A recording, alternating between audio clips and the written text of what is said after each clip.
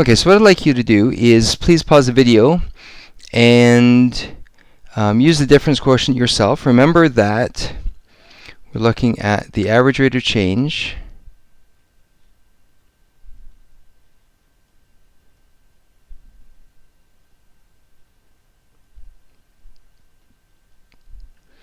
and that average rate of change is equal to f of a plus h minus f of a all over a plus h minus a, which just simplifies down to h. Okay, so actually I'll get you started here. And we want the equation where x equals 4, and this is going to be our a value here. And so the function, remember, is 3 quantity x minus 2 squared minus 2. So the average rate of change is 3 a plus h minus 2. So we're substituting in the a plus h for x, all squared, minus 2, minus, and then big brackets, 3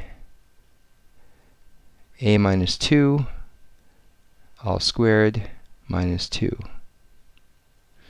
And this is all over h. Okay? Now, because of this, normally I insist that you expand all this out using variables just as it is. But in this case, I think what I'm going to do, because we've got the 3 terms here, instead of having a 3-term polynomial expression multiplied by itself and expanded out, I'll allow you to put in the value of a now. So then the only variable that we're actually going to have in here is h. If it weren't in this form, I would probably insist that you just use all variables. Okay, if it didn't have the 3 terms there. We'll probably see an example of that a little bit later on. Okay, so what I'd like you to do, so we're going to put in here, we'll have the 3, then quantity 4 plus h minus 2 all squared, minus 2, minus 3, 4 minus 2 all squared, minus 2, all over h. Okay, so can I ask you to please simplify this down, cancel things out as you see them, and then come up with an expression, a simplified expression for the average rate of change. Okay, so please pause the video now and come back to check your work in a second. Okay, so when we simplify this, we get 3, and then 4 minus 2 is 2, so we got 2 plus h squared minus 2 minus 4 minus 2 is 2, 2 squared is 4 times 3 is 12, 12 minus 2, again all over h, keeping the form. Now we'll expand this out, so we'll leave the 3 here, and then we'll do 4 plus 4h plus h squared, because remember that this 2 plus h squared is 2 plus h times 2 plus h. So we have to expand it all out. We end up getting 3 terms out of that. And I'll just leave this here for now. All over h.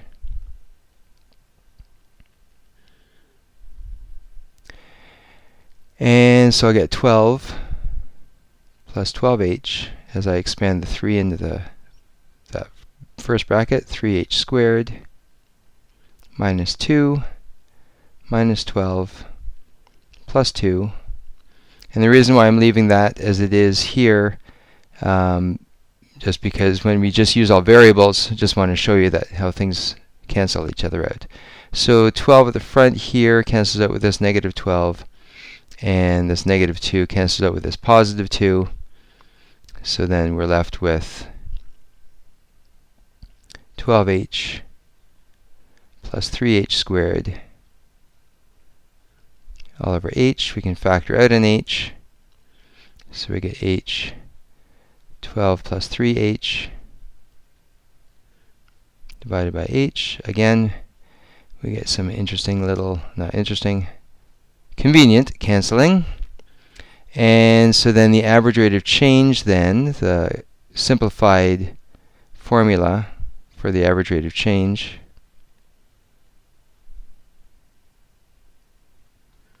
is 12 plus 3h. Okay, so that's much simpler than using this thing up here.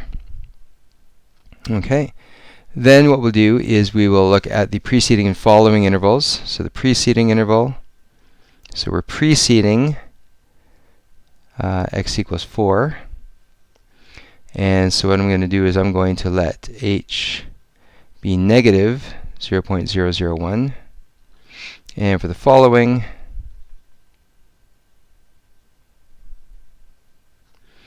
I'll let h be positive 0.001. And then, so the average rate of change, so I'm just going to be lazy, please don't do this. M is the average rate of change. So you get 12 plus 3 times negative 0.001, which is 12 minus 0.003, and that gives us 11.997. And then when in the following interval, the average rate of change is 12 plus 3 times 0.001, the positive form of that this time, and so it's 12 plus 0.003, which is 12.003. Now, and only now, do we say the estimated instantaneous rate of change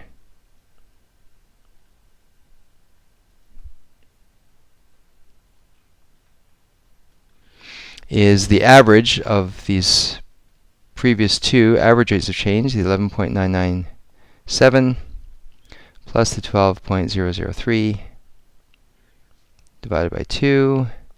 Add those together, we get 24 divided by 2, which gives us an estimated instantaneous rate of change of 12. Whew, okay, that was a bit of work, but now we'll move along. Now I'd like you to take a look at this and explain why all the rates of change of f of x calculated in parts A and B are positive. Take a look at the small sketch of the parabola that we sketched before and determine why they are all positive. Well, from the sketch that we had before, recognize that the parabola was something along this line, where this was at 2. And so all the secants, they were drawn through that x value of 2, and the other x values were all at either 4 or 6, and you see that they're all sloped in the upward direction to the right, which means that all the slopes would be positive, all the rates of change would be positive, and even the slope of the tangent, or the estimated instantaneous rate of change at x equals 4, again at x equals 4, that slope of the tangent, of course, also is on the upward right diagonal orientation, meaning that its rate of change is also positive. Okay, so just jot a little statement about that in there, please.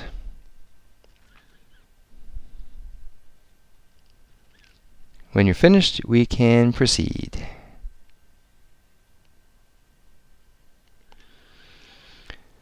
Okay, so now we know where all the intervals, well, some of the intervals where the average rate of change was positive.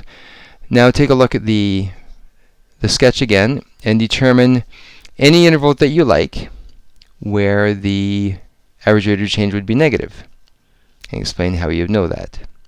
Okay, again, as my drawing gets messier and messier,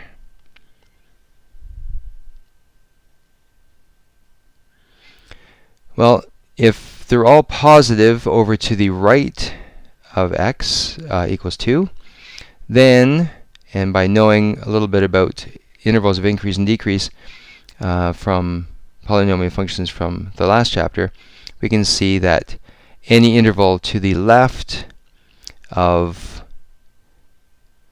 the vertex, x equals 2, that would, of course, produce average rates of change that are negative because they slope down to the right. Okay, so any interval in there that you like at all, I'll just say something like x is an element of, let's say, -1 to 1. Okay, you could also write -3 to 2 if you like, -10 to 1, -1576 to -7. It doesn't really matter as long as they're all to the left of the vertex. And then for part E, I'd like you to determine the coordinates of some point where the instantaneous rate of change of f of x would be negative. Okay, so pause for a second, take a look at that, and then state on your sheet what you feel, and then come back to take a look at this video just to confirm.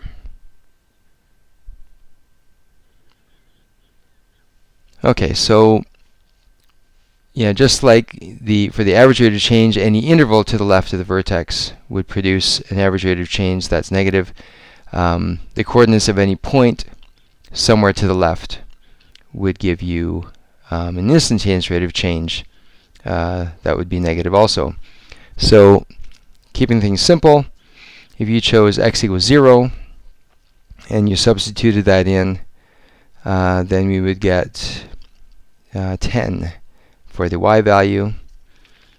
So when x equals 0, y equals 10, which of course is not drawn very accurately on here on the sketch, but those would be the point, or that would be the coordinates of a point through which a tangent could be drawn that would have a negative rate of change.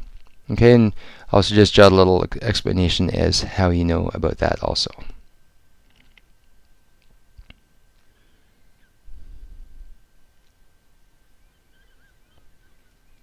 Okay, and now we're going to move along to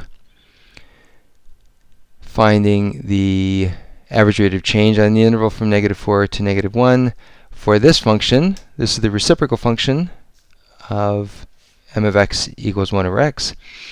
And then what we'll do is we'll determine the instantaneous rate of change as x equals -1. Okay, so please pause the video and go ahead and do that. We're just practicing the same stuff as we did just previously, but now with this function that is 1 over x. It's a little bit different than something we've done before. Okay, so take a look and come back in a second.